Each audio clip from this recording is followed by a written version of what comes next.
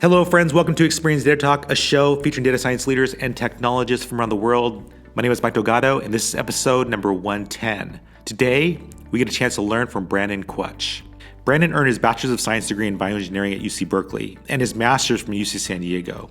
He then went on to earn his PhD in Bioengineering from Caltech. In today's episode, we talk with Brandon about his fascinating academic journey and what led him to work in data science and now lead data science teams. He also talks with us about the importance of taking long shots in life, how he thrives in high-pressure situations, why he only applied to the PhD program at Caltech. He also talks with us about Impostor Syndrome and how that's helped him continue to grow and work harder. At the end of the interview, Brandon talks with us about what he looks for when he's hiring data scientists to join his team and ways to stand out in the interview as well as on your resume. Here's our conversation. So Brandon, thank you so much for being part of the Data Talk podcast. Yeah, glad to be here. Looking forward to it. Brandon, can you share a little bit about your background? Yeah. Well, I grew up in Los Angeles, got my undergrad at UC Berkeley. And then afterwards, I stopped by UCSD for a master's degree. And then I got my PhD at Caltech, all in bioengineering. Wow, that is awesome. What drew you to bioengineering? Like many things, it was kind of an accident when I went to bioengineering. Well, when I went to undergrad, I initially was majoring in something like nutritional science, if that was right. Oh. And I really didn't know what I wanted to do. But I took some classes, and then I decided that I wanted to stick closer to the math, but I'd still kind of liked biology just because, in high school, I liked my biology teachers, that kind of thing. Yeah. Combination. Yeah. And at the time, there were some articles floating around similar to data science saying that bioengineering was going to be, the next big thing, right? So then I decided, that sounds like a good place to start my career. So then I just majored in that. That's cool. Was there, so early on when you were at Berkeley, was there anything specific about bioengineering that interested you? Not really, man. I just enjoyed anything that had to do with learning more about the biology and then like just keeping tracks with the engineering challenges along the way. Because at the time, it was a new program, and you mostly took these engineering classes that were about like analyzing trusses, and then there's chemical engineering classes about what the temperature of the steam will be under these conditions. And I just liked all of that together, just all of the challenge of like the problem sets and preparing for exams. And, to me, that just was interesting. It was a challenge, and it kept me engaged. Were you at all interested in like moving into healthcare, like becoming a doctor? Initially, maybe as a freshman, I thought about that a little bit, but I got a little disenfranchised with the pre-med process. A lot of the a lot of the classes, and I would kind of see I'd be seated next to pre-med people, and I just, for some reason, I didn't like the process of it. I had nothing against being a doctor or what have you, but I didn't like what you had to go through and the kind of hoops and games, and so then I decided I'd just do something that interested me more. Yeah, that's really cool. So you go to Berkeley, do your 4 years, get your Bachelor's of Science degree in bioengineering. And now you have lots of different options. You can obviously, go into the workforce. You decided to get your master's degree. Why was it important for you to get your master's degree? Well, it wasn't about the master's degree per se. Frankly speaking, it was about my life decisions. So since I grew up in LA, I knew I wanted to be around the LA area. My family's from LA. My parents live in LA. And at the time, just like now, most of the technology action was happening in the Bay Area, at Berkeley. And I was looking for jobs at the Career Center website. Back then it wasn't very sophisticated in terms of job search online. And I can only find things that are really in the Bay Area. So I figured if I wanted to be in LA, Southern California, then grad school was a good place to be. And actually my long-term plan was to go to grad school in LA. And I always figured that when it came time for me to get a full-time job, I probably would have to move back to the Bay Area where all the jobs were.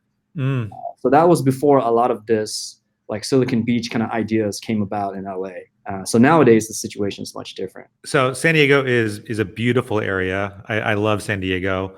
And having a school close to the beach is really, really nice. Yeah, yeah. So you do the move. Was that move from, because the Bay Area is awesome, like, right? Yeah. Being at Berkeley, like, I just think about the food and then the Yeah. communities there. Like Berkeley is an awesome place to live.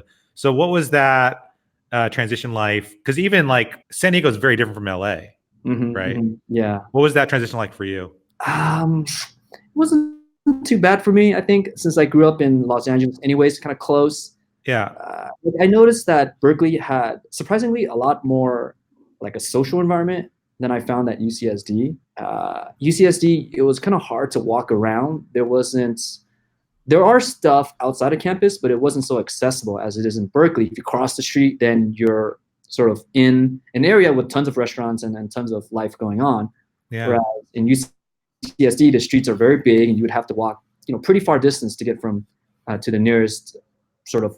There are restaurants and such there. It's just that they're very far apart. Yeah. And also, I think, like you're saying, like in Berkeley, there's just like better public transportation, like you can get around faster. Yeah, that's definitely true. When I got to UCSD, for example, I had to take the bus to class, whereas when I was in Berkeley, I never had to do that. I just could walk from where I was living into my apartment right onto campus. So you go ahead and do the time, you get your master's degree in bioengineering. At this point, are you now focusing in on a specific area that interests you? Yeah.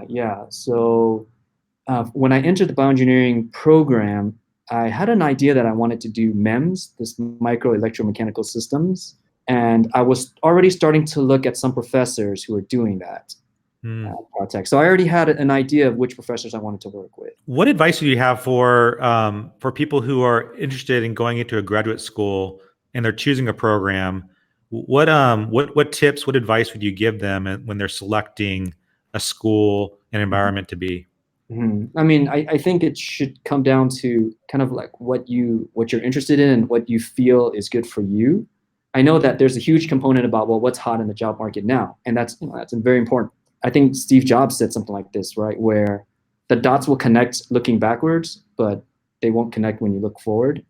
So how you do things, even if data science is the hottest thing today, who knows how long it's going to last? I mean, it could last a very long time. Probably will last a very long time. But there's a chance that it may not. And I think it's important to go into something that interests you, even if that interest is something that was kind of arbitrarily decided, right? Like I got interested in MEMS because I happened to like some certain professors in undergrad who studied that. And then when I entered undergrad, it was the same story. I was interested in bioengineering because I happened to like some high school teachers that were the biology teachers. And, sort of arbitrary, but I went with something that I sort of enjoyed and I could imagine myself spending sort of time on, right? Because no matter what you choose, there's going to be times when it's tough and, it takes a lot of sacrifice and hours, and you want to be sure that you're going to be able to go through all of that, and also present, not present, but and also be able to deliver kind of good work, right? Because in the end, that's the part that matters the most. What was it about those teachers? Because I agree, teachers can make a huge impact on the things that we're interested in. They point out things, they're mentors to us. What was it about those teachers that made such a big impact on you and the degree programs you pursued? Yeah, well, they made things fun, right? They were fun in the classroom. They had a certain way of presenting the material in a way that kept me engaged, and it wasn't. The work was always there. You still had to do the studying, and you still had to do the, take the tests and such. But it was just that they seemed happy doing what they were doing, and it just made the subject seem more enjoyable. That's super cool, because you think about classes like bioengineering, math, the sciences, and sometimes you think, oh my gosh, that has got to be. I mean, the programs are going to be very, very difficult, very analytical. So to have a teacher be able to make that fresh, to make it fun, I think that takes a lot of skill. Definitely, yeah. It's skill, and they themselves have to love it, right? I mean, if they have to be passionate about it. Yeah, then it'll show up in their teaching, and then it shows up in you later on. Did you, in your and when you were getting your master's degree, did you do any like student teaching at all during that period? I did. I TA'd some introductory classes to bioengineering, that kind of thing. Did you try to like make make those classes fun too? Make those fun? I gotta say, I wasn't. I would have loved to have been a fun and entertaining teacher, but I don't think I was really as good as my my high school and undergrad teachers who really had it in them. They had that, I don't know, like not entertainer spirit, but they had that energy. And I wish I could say that I did, but I don't know. I don't know. You would have to ask the students, I guess. Yeah. Well, I mean, you're busy enough just with your graduate school program and doing that. So I imagine, I mean, it's hard enough to be teaching on the side. Um, so you get your master's degree, and now you're applying for a PhD. Now, before we get into Caltech and choosing schools, why was it important for you to continue on? Because that's a serious commitment. Yeah, yeah. Similar to what I said before, my main goal was to stay in Southern California. That's such a cool goal. Like, I want to stay in school, but I got to be in Southern California. Exactly, right? Your pool of schools are getting closer together now. That's exactly it, right? Because I mean, that plays sort of a big role in my life story and my early career academic story, because I grew up in a city called Alhambra, right? Yeah. Alhambra, right next to Pasadena. And so I went to Alhambra High School. And when I looked on the map of where Caltech was, I was like, holy cow, this is a 10-minute, 20-minute drive to Alhambra.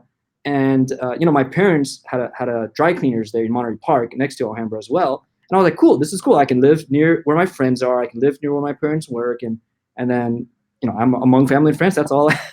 Yeah. That was what I wanted. And so then I pursued that. And it's actually kind of interesting because when I went to apply for PhD programs, and I talked to some professors at UCSD, and they were, asking, what schools are you thinking about? And I said, I want to go to Caltech. Yeah. And they said, well, probably need a backup school, right? You can't say that online. But I said, I don't have a backup school. I'm either going to go to Caltech and get a PhD, or I'm going to look for a job. I don't, hopefully a job. Really? Yeah, there was nothing else. And I think in an interesting way, that motivated the professors at UCSD to try to get me into Caltech and write letters of recommendation as such, because they were saying, well, if they saw promise in me, if they wanted me to go to grad school and not stop here, then they knew I had sort of one choice only. That is crazy. I don't recommend it. You should definitely apply to multiple schools once you get it. I think your story is so funny because you were like so focused on Southern California. I know, right? It's like I can't leave the region. You can't leave the region. But I love how even you mentioned back in high school, you were already looking at, oh, this is so great. Caltech is right here, so close to where I live. So that was already on your radar early on. Yeah. Early on, I kind of knew that it was in the region, but I never had it as a goal, saying I want to go to Caltech. That was never, right? I just, I kind of heard. I don't think I even applied to undergrad there because I figured, I would never get in. I wouldn't even bother. As I mentioned before, it was only when it came time to there's not many options for me here that I decided, well, Caltech or nothing. That's amazing. So tell us about that time when you started applying for, that's the only school you're applying for. Yeah. It was an amazing time. Part of one of the great sort of moments in my life, actually, because you may have noticed that I said I went to UCSD for a master's, and most people get their bachelor's and then they go and get their PhD.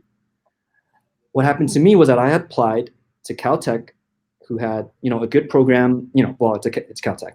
UCSD I applied to because I had the number 1 or the number 2 bioengineering program in the nation, right? Johns Hopkins, right? Yeah, Johns Hopkins often mentioned as well. And I thought these two, are good schools. Yeah, I should apply to these. So that's when my senior year of undergrad, I actually got rejected from Caltech that year, but I got accepted, and I got rejected to UCSD as well, but then I got accepted to the master's program. So if you can't get into the PhD program, sometimes they'll put you there. And immediately I said, yes, I'm going to go get the Master's of Science at UCSD. Yeah. And then I also said, by the way, I'm changing from Master's of Science, which is a program that could lead to a PhD, to a Master's of Engineering, which is a terminal program. It's like a program for people who they want to get it for career purposes. It's called M.Eng, Master's of Engineering, and it doesn't continue to a PhD. because I knew, I knew I wanted to go to Caltech. So after I went to UCSD, I applied again to Caltech, and I got rejected again. Second, and I kept the letter, and I was reading the letter this weekend, preparing for this podcast. And I still have it. It still says, we got to inform you again that you've been rejected. There's a lot of people, right? So that spring break, I still remember. I just decided, I'm just gonna go for it. There's no plan B, right? So yeah. I still remember it was spring break. I brought a change of clothes, no appointment at all, nothing. I changed clothes. I was at my parents' house. I drove to Caltech, about 20, 30 minutes. I went there. The chairman of the bioengineering department, Professor Gre, found his office, went to the door, knocked. That was it. Right? You just knocked, no appointment. Nothing. Wow. 99% chance he's at a conference, traveling, teaching a class in the lab. 99%. Yeah. Spring break, by the way. So spring break. Probably not even on campus. Yeah, right. Yep. So I knocked a couple times, not there. Went to the door, the staircase, back home. Sure enough, at the last minute, he comes out. What? Are you knocking on my door? And I said, oh, that was me. Yeah. And then he said, yeah, my administrative assistant isn't in this week. She's off. It's spring break. So I didn't hear you, because it was that door leads to the admin office and then to his office. So his office is actually like 2 offices away, right? So I went in there, and I guess he had time, right? He wasn't teaching or anything like that. Yeah. And I just very succinctly said, well, here's my name. I went to Berkeley as an undergrad, got a master's at UCSD. I want to go to Caltech and get a PhD. And he asked me a couple of questions about, what kind of research I had done. And I had done some research as an undergrad. He asked me for recommendations, and then I gave him a list of recommendations and such. One of them was from UCSD, so that actually helped, one of the professors there. And he said, the moment he said, okay, I'll take another look. Right at that second, stood up, shook his hand. Thank you so much, Professor Gre. If you could take another look, I would really appreciate it. And I walked out the door. That was it, right? I didn't want to say any, word to change his mind. Right. The moment, I don't want to say, can you take nothing like that. He said, I'll take a look. And I said, thank you so much. Walked out the door immediately. Wow. Unbelievable. It was unbelievable. Well, that is, wow, the timing of all this. And also, I got to say, like, your grit, your drive to just go and do that, because that takes a lot of guts to just it's crazy. drive down there. So take me through like that drive over where you have there's no meeting planned. You're just kind of on a mission, like, here we go. Because it takes a lot of guts to do that. Yeah, a little bit of insanity too, right? So you wanted to know about the mindset? Yeah. It was just, gosh, it's those things where my whole life was like that, right? It was, I grew up poor, and then I was working at my parents' dry cleaners for all this time, and then I had to work there in high school, and then take like 4 AP classes somehow, and it was always about, I'm not really the smartest guy either, right? So it's not like I had a good test scores, nothing like it was all bad. It was the same story with my my GRE, right?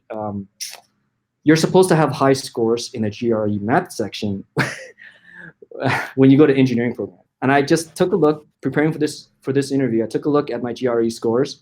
I got like a 600 the first time, which is like pretty bad it's out of 800, right? For it's a good score, but not for like an elite school, engineering school. So I got 600 the first time. I got about 640 the second time, and I was like, this is it. I'm not going to grad school, basically. Third time I went to take my GRE, it was a CRT monitor. The screen was like flashing. It would turn green for a while, and then it would turn blue for a while, and then I was what the heck's wrong with this screen? And then he's like, I can't do anything about this. And I'm like, oh, all right, well, I don't know either. So then I was like, oh, okay, whatever. This is terrible. Did it. And then I still remember that there's a screen that says, hey, at this point, you're done with the test. You click this button, it's going to cancel. It'll be like as if nothing had happened. I'm not going to send it to any of the schools. You click this button, I'm going to send it to the schools. which one do you want? And I was like, well, I mean, let's go for it. I mean, I don't know. I just send it. And then to my uttermost shock, due to, I don't know, computer error or something, it said right there, 800. I was like, what? And then like some, poor amazing. Yeah. And then I got the 8 and I was like, what? Fantastic. How is that even possible? I was okay. And then I was sure. I mean, whatever. Yeah. And then I got out and I don't know what happened, but so it was that kind of thing my whole life, right? All sorts of long shots. Yeah. So going back to that morning, I still remember when I prepared for exams in undergrad, I had a uniform. And I got this from high school track days when I noticed that during the track meets, I could run faster than in practice. And I always wondered kind of why, right? And then I just chalked it up to, well, there's this adrenaline and stuff, but there's also the uniform. When you see yourself in that jersey with your school name and the track shorts and the cleats, you know that this is the real deal right here. This is the one that counts, right? Yeah, And so I had a little trick in undergrad where at every exam, midterm, and final, I would wear the same uniform. It would be black khakis, a white t-shirt, nothing else. Plain white t-shirt, nothing else. This is full concentration. The test is printed out in black and white. I'm wearing black and white. There's nothing else here except me in the test. That day, I did the same thing. I said, well, I'm going to put on the uniform, right? It's game day. This is it. All that other stuff was to prepare for today. Today's the day. So I put on and I still remember very clearly, I put on the black khakis. I put on the white t-shirt. And I said, and I told myself, this is it. I'm just a boy with a dream. That was all it ever was. Yeah. I'm going to go for this. And then I just went for it. After that, it was just like, if you want to go hiking, you just put one foot in front of the other, right? And then try not to stop too many times. And if you get tired, you can stop. And that was it. And I still remember I didn't look around at all. I didn't look at the signs. I didn't look at the school sign. Because I didn't want to like fall in love with the place. I didn't want to think, wouldn't it be so nice if I parked my car, I walked past every single building, I found out which building the chairman's office is in. I walked in the building, went to that was it. I didn't look at the cafeteria and then the housing and nothing like that. Because I was just afraid if there's anything there that I liked, I'd be so heartbroken if things didn't work out. I just did what I had to do, flew in, flew out, and that was it. Oh man, that is what an amazing experience, and the timing couldn't be more perfect. Spring break, and also I'm thinking like you just presented. Like I'm thinking the chances of him being there are slim because I'm just thinking it's spring break. A lot of people are on vacation. Yep. It's a time for him to get away, for him to relax, and so you're just knocking on the door. And then you're like about to walk away, and then he comes out. And now is your at this point, you're dressed in your uniform. You've psyched yourself up to be there. Is your heart now pounding at this point? Yeah. Like he's like, yeah. Or did you knock? It may have been pounding, but I wouldn't have noticed just because, just like on the track days, right? You've learned to have that. It's a part of you, right? The adrenaline. Just like you're about to start the race, the adrenaline, you're so used to it because you've been to so many races that it's just there.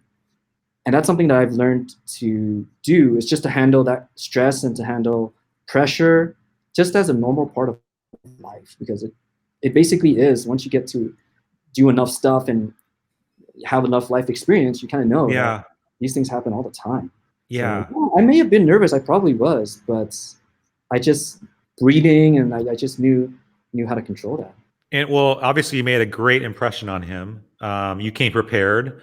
You had your scores, you had your letters of recommendation. He obviously liked you enough and thought you presented well enough to be able to say, you know what, I'm gonna take a look. So you now drive back home. What are you feeling? I mean, I just did it, and I didn't feel much about it actually. Coincidentally, I went to Vegas that weekend. I was kind of planned, but it wasn't for this reason, right? It was just a planned thing that I was going to go. And then my friends had planned the trip, and I just went, and I didn't really think much about it. And so you're now you're just kind of waiting. Yeah. I'm just waiting.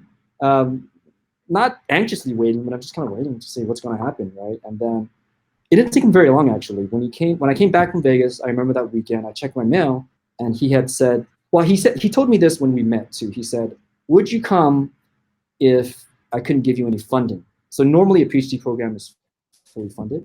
And I said, yeah, sure. And he said, are you sure? It's a lot. And I said, yeah, I already have some student loans, and I'll just take more student loans. It didn't matter. And so then when that letter came, yeah, first I was excited to receive the letter saying, hey, you're admitted. Yeah, totally.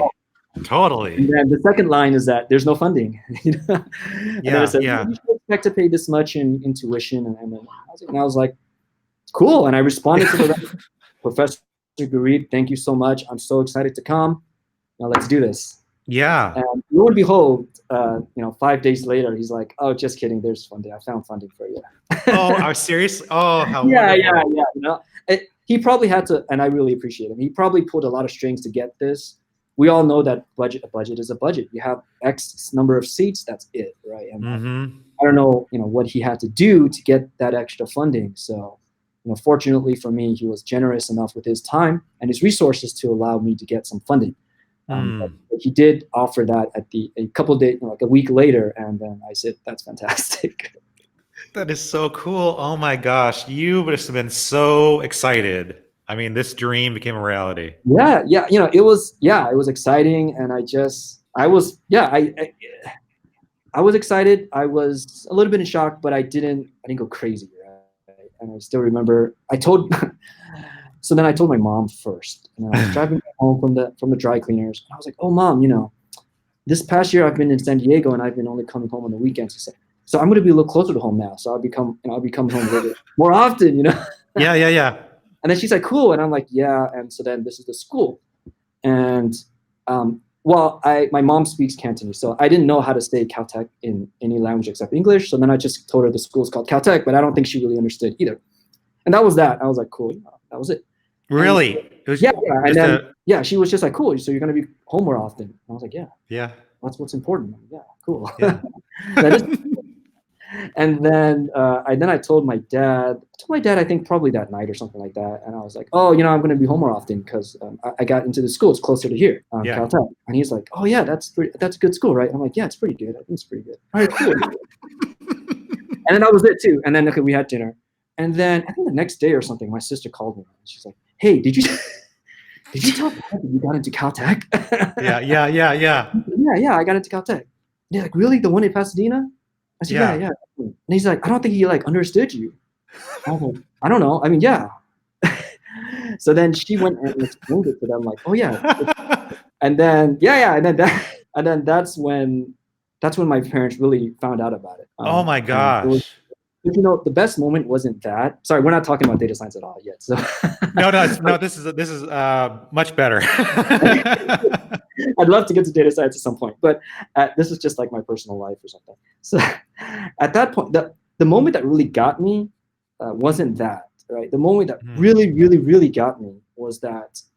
So I mentioned before that I worked on my parents' dry cleaners from when I was 10 years old to they closed. I was like 33 years old when they closed. And my parents never said like they may have said congratulations, but not in a very, they just kind of like, hey, that's cool. It wasn't until my customers, my parents' customers, but the customers of the dry cleaners would ask me, hey, are you the son that's going to Caltech? I was like, yes, I am. And a couple customers later, some other man would ask me, or some mom would ask, hey, are you that son that's going to Caltech? I was like, oh, yeah, that's me, yeah. And then it dawned on me in a very touching way that imagine for this to happen, like they didn't find this out on Google, right? That means that my parents had told all these people, like the entire city of Monterey Park, what had happened. Not really, congratulating me directly or anything like that, but that's how I found out, right? Like that's how I found out how sort of proud they were. Is that all these strangers would ask me this, right? Are you the son, right? And wow, that's what really got me, right? That's what really made me think, like, holy cow, they're really proud of me. They never told me for that to happen. I knew that they must have went and told. I could imagine how happy they were, right? And I can other customers would come in and be like, yeah, my son, he's a doctor, and then he's going to this and that, and then my dad would be like, oh, my son here, he's getting his PhD from Caltech, and so it really made them feel sort of validated, right? And I think they had that sort of like, hey, me too, I'm somebody too, right? So that is beautiful, man. And when you like realize like how proud they were like through these other people, yeah, like, exactly. what a beautiful moment is that? Yeah. That is so cool. Yeah, because your parents probably were just, when you told them, it was like maybe lost in translation, or maybe just they heard it but they didn't hear it really. It was like, or maybe it was like, is he really going to Caltech? Yeah, exactly. I'm not sure, but I'm just happy for him. I didn't know how to identify the school in Cantonese, so I just said Caltech. Yeah. I don't think they really knew the name or what it was. Oh my gosh, that is so cool. And I love that, like, you had worked so hard and gave it your all. And then even when you got that initial rejection letter like that, you're like, nope, I'm still going to go, and I just want to talk to somebody. And then you went and did that, and getting that second look, and now you're in the program. That is such a cool story. That third look, I got rejected. That third look. that is, I mean, but you got in, and one of the best schools in the world, do the PhD program. And so at that point, you have so many options, Brandon. I mean, PhD from Caltech, bioengineering, you can go into teaching, you can go into industry. You have so many options. And now tell me about your path, your decisions at this point. Yeah. Well, when I graduated from Caltech, that was, when was it? Around 2010 or 11, around there. Highest unemployment rate in a generation, right? It was like 10% or something like that. Really hard to find a job anywhere. So I prepared as much as I can. I knew that I didn't want to go continue doing lab work, just because there were a lot of times in grad school when things would go wrong and I would be delayed, like a month at a time for things that were sort of accidents, mechanical accidents.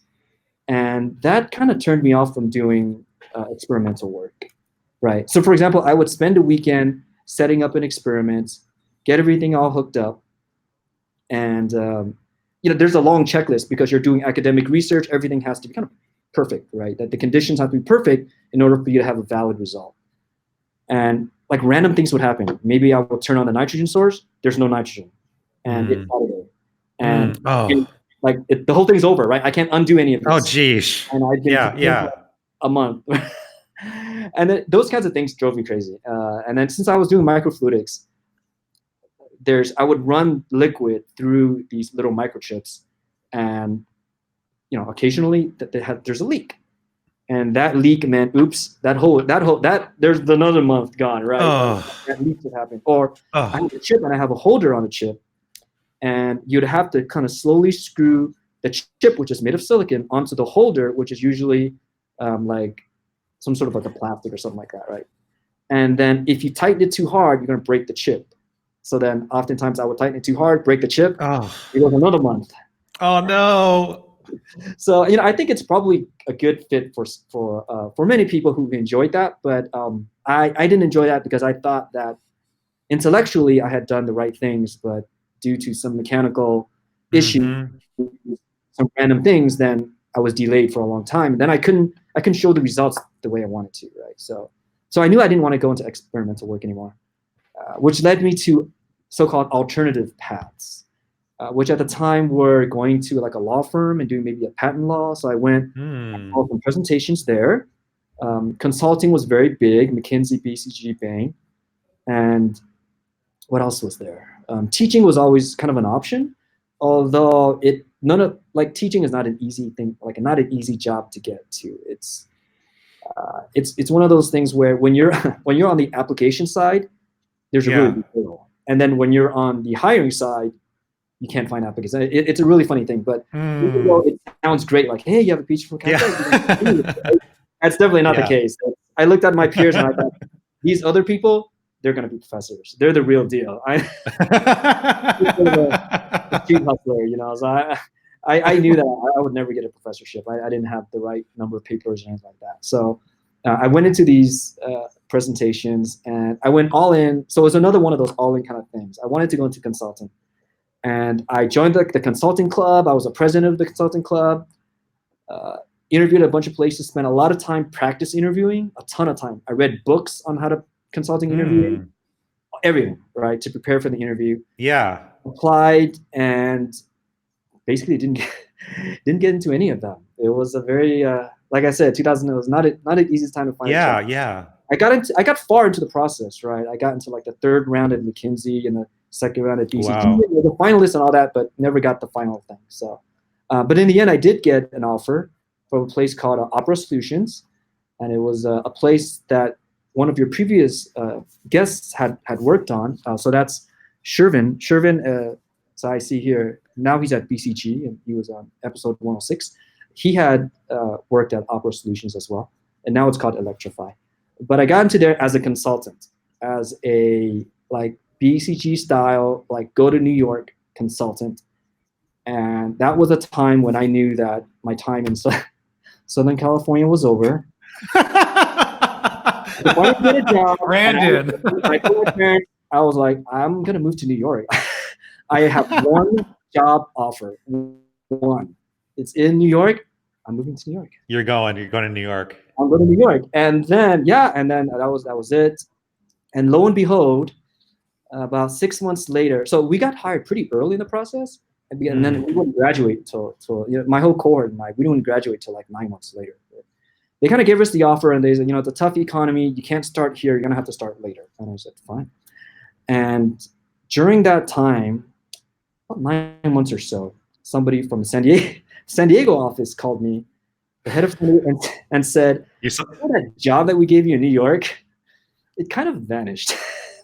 Oh, what? Yeah, but we have a position available in San Diego. Oh, there we go. And then how you were going to do consulting? Well, this position is still consulting, but it's a different kind of consulting. It's analytics consulting. So at the time, we didn't call it data science. And then he asked me, hey, are you interested in analytics consulting? And then I said, I'm interested, but I'm not sure if I'm qualified because the rest of my cohort, they had very sort of quantitative theoretical majors. And I said, I'm more of an experimentalist. I don't know if if I'm the right fit here. And then he said, oh, I'm sure you'll do fine. I'm sure you've taken some classes and such and such. And I took some classes, in undergrad, and I took physics, and I took engineering. Brandon, you're like, I'm not sure I can do that. Exactly. One of the interviews even told me. She told me like, oh, you're interviewing for the New York position, right? Because I don't think you're really. Yeah. Oh, geez. It makes sense, and I believed her. It makes sense. I don't think I was a good fit for that. But anyways, they said the New York job's gone. You can do this San Diego job, analytics consulting. And I said, yeah, sure, I'll do it. So here I am in Southern California once again, right? Yeah, it's calling you back. Calling me back. Well, it must have been assigned to you, like, oh, look, San Diego. Exactly. San Diego's area code. Yeah. So then I told my parents, hey, I'm staying after all. That must have been great news. Was it? So coming out of academia and then going into consulting, were you, you just mentioned all the things you were doing to prep. You were heading up a consulting group at Caltech. Yeah, it's a club. And while you were there, why, I think it's awesome that you were so driven that you became president of that group? Well, yeah, it wasn't, the way these student groups work is there's 5 of you sitting down or 3 of you sitting down. Yeah. Or the director's meeting. Sure. And which one of us wants to be president? You should be president. I think right. None of us wants to be president because it's stuff, right? But I kind of got suckered into it, and I was like, you two don't want to do it, then I guess I'll do it. It was that kind of thing. There was no voting or anything like that. Well, I think it's so cool that you were driven enough to like join this group and then go like, you know what, I'll take the reins. No one wants to do it. I'll take the reins. It just shows a lot of initiative and grit. Like your story continues there. And then as you're now like looking at these different opportunities, you mentioned all these different interviews you're going on, trying to find the right fit for your skills and something that you would like enjoy doing. Did you go through, because something that's very, very common, as I've chatted with lots of different leaders here at Experian, is imposter syndrome, where you have done so much, right? You have done so much to prove yourself, right? Going through all the schooling you went through, the PhD at Caltech, you've deserved all these different things, and now you're at a place where you're like, I'm not sure I can do that. Yeah, I'm not sure that they think that I can. I'm not sure they think I can do it, but I'm not sure I can do it. I'm still there.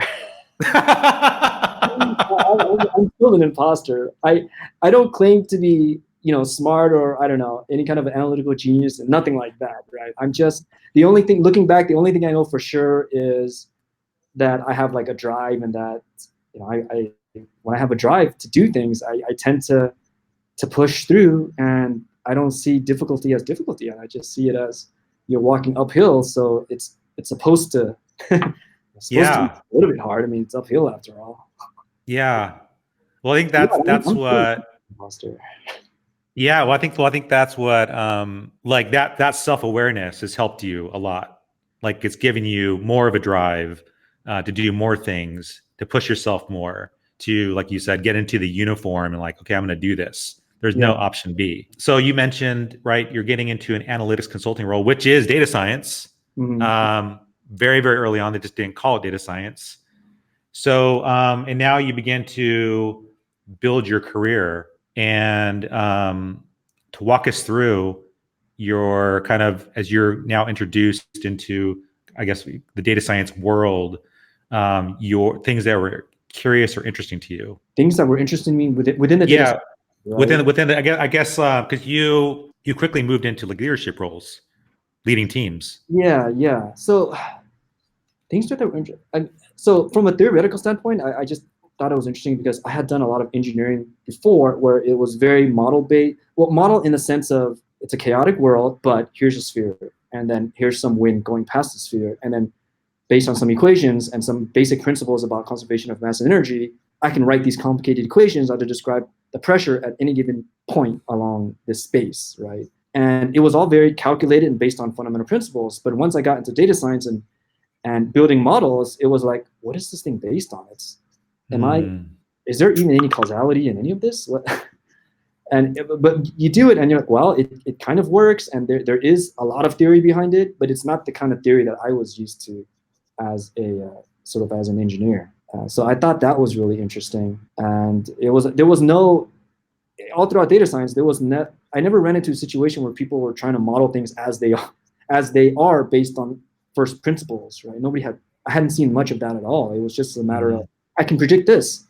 It can be black box, it can be anything, and then nobody's really interested in why is it that this model makes sense. But at least in the early stages. Now, as things got pushed and the models got more into industry, then of course we have model explainability becoming uber important, and black box becoming appropriate in some cases but not appropriate in many cases, and that all developed later on. But in the beginning, there wasn't as much emphasis on it, at least at a sort of community level, and that was kind of interesting to me. And what led you to want to take on more leadership responsibilities on the teams? Yeah, that's another interesting thing, right? And I never saw myself as a leader at all.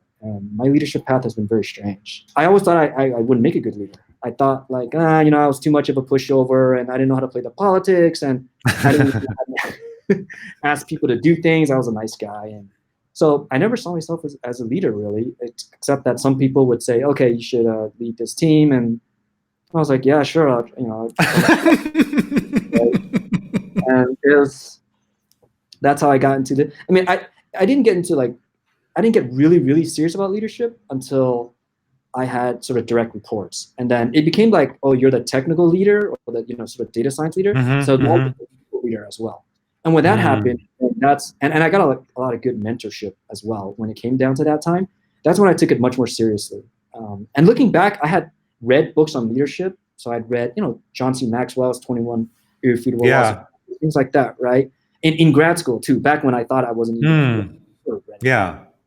But when I got the sort of more formal positions, that's when I took it much more seriously. And I took classes on leadership and exploration on leadership. And then I figured out, like, oh, okay, I could be. One of the most shocking moments was when I was interviewing for the job of a leader. One of the vice presidents told me, I had told one of the vice presidents, well, I don't know if I'm really a natural leader by any means.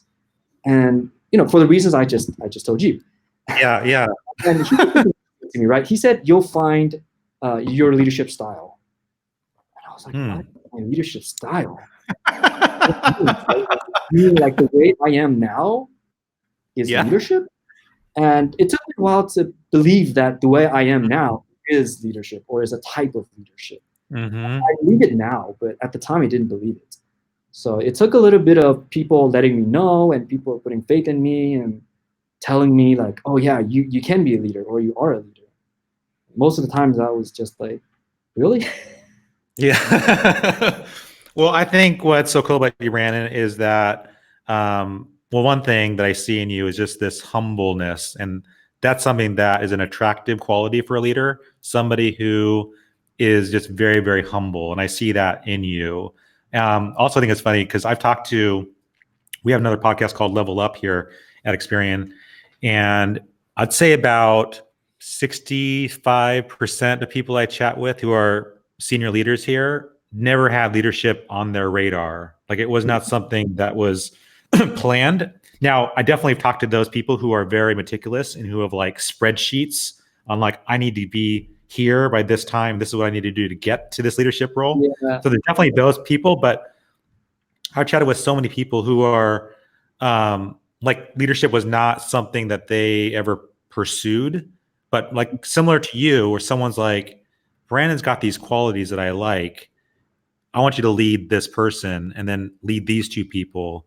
And you're like, okay, I don't think I'm really fit for that. But if you think that I would do good, then I'll take your word for it. Yeah. And once you get into it, then you have to kind of go all the way, right? So once I got into it, and I was the manager and then the leader, and I tried to focus more on the leadership part than the management part. Then I tried to go all the way. I read all the books that I needed to do, and I joined like Toastmasters and anything that I could do to become a better leader. So, and then slowly I began to build more confidence. Think, okay, so maybe I'm sort of a little bit of a leader because I can do X, Y, and Z. Yeah, I just think it's cool also that you just have that growth mindset. Like, you're always like pushing yourself. Like, okay, if I need to be a better leader, I need to do X, Y, and Z. I need to read these books, take these courses, get these mentors to help me in these specific areas. Even like you said, joining Toastmasters to improve my public speaking. Like, you're doing all these things because you're just like constantly wanting to improve. Yeah, I guess so. I mean, it was my manager telling me to do these things. I mean, it's a combination. Yeah. But I think it's cool that you like were just that. I think you've always been like that humble student. Like, you're just wanting to, how do I improve in this area? Listening to mentors. Okay, I should do this. I want to be a better leader. I should probably take a look at these books or talk to this person. I want to improve my public speaking, go to this Toastmasters group. Like, that is so cool that you are just so willing to keep putting yourself out there. It's, to me, it's not a matter of, here's a bitter pill, take it, right? It's a matter of, if I'm, as I mentioned before, if you're walking upstairs, you would expect that it's not as easy as walking downstairs, so you just keep walking. And I noticed on your LinkedIn profile, you just got you took an online course, a nano degree, self-driving car. Yeah. Again, like, you just showing your growth. Like, you're just like, oh, this looks interesting. I'm going to go get a certification in this particular area. Yeah. And it was relevant at the time. So at the time I was working at Lytics, and we were doing some machine vision and keeping track of cars and seeing how close they were and deciding when has an unsafe situation occurred, right? Because we had these cameras on these cars, but we couldn't deliver to our customers, here's 12 hours of driving. You figure out what to look at, right? We had to say, no, here's a 12-second clip, watch this, and you'll see something interesting that had happened. So that was kind of the job. And there, and that's a little, there's a lot of overlap with self-driving cars. And So then we took that class. I think it wasn't even my idea. It was one of my other coworkers had said we should take this class.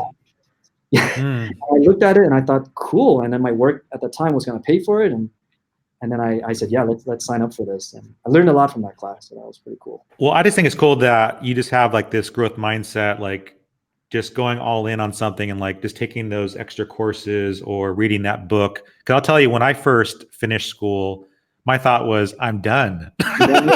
I don't have to go back to school anymore. I'm done. I didn't have the growth mindset back then.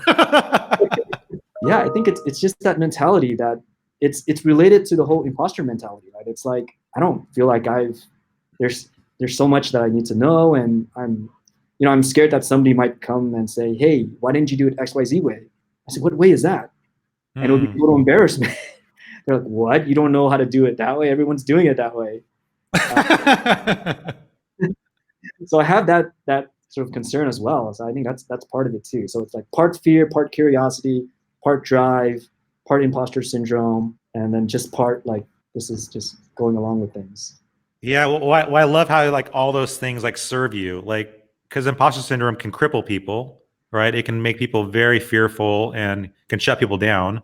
Or in your case, you use it as like, oh, this is a signal of an area that I need to work on. Yeah. Or you can take it a positive note on it too, right? You can say, well, maybe I'm not good at this section, like theoretical algorithms or something like that. So I feel a little bit of an imposter in that area. But I have these other attributes, maybe drive or something like that. Then I say, well, maybe I can leverage the drive in a way, or I can find a position that would need drive, right? So if I went into like a research sort of very academic position, maybe I wouldn't do so well. But if I went to sort of a startup or an internal startup where it's a big company where they're starting a new program, maybe I could do well there, where you would need to do all the dirty work and you would need to just make sure the thing works, no matter, there's no not my job kind of a thing. So it helps you understanding yourself. It helps you in your leadership. It helps you in how to guide your. It tells you what you need to learn. It tells you what your strategy should be as you're looking for your career path. It tells you a lot, but understanding yourself doesn't mean that once I learn about myself, I then give up, right? It means now I know a strategy that, although I may not be so good in area A, maybe I'm above average in area B. So let me find some sort of a situation where I can thrive. What before we go, yeah, I thought it was interesting that you mentioned about all the studying you did on how to interview as you're about to go interview at all these different places. And so I can imagine like those who might be interviewing with you for a job might be a little bit concerned. So I was wondering if you can give any advice for people who may be interested in interviewing to join your team. Yeah. Okay. Interviewing, it's kind of interesting, right? There's a lot of aspects from the resume screening, and I think you're talking about all that has passed and we're just. You can take it actually from wherever you want, from the application part, because just standing out on a resume is important, to interviewing with you. Okay. Yeah. So for me, when I look at the resume, I try to, I see that they have the standard sort of data science class. So these days, a lot of students are coming in with a data science degree, which is fine. I mean, other degrees are fine too.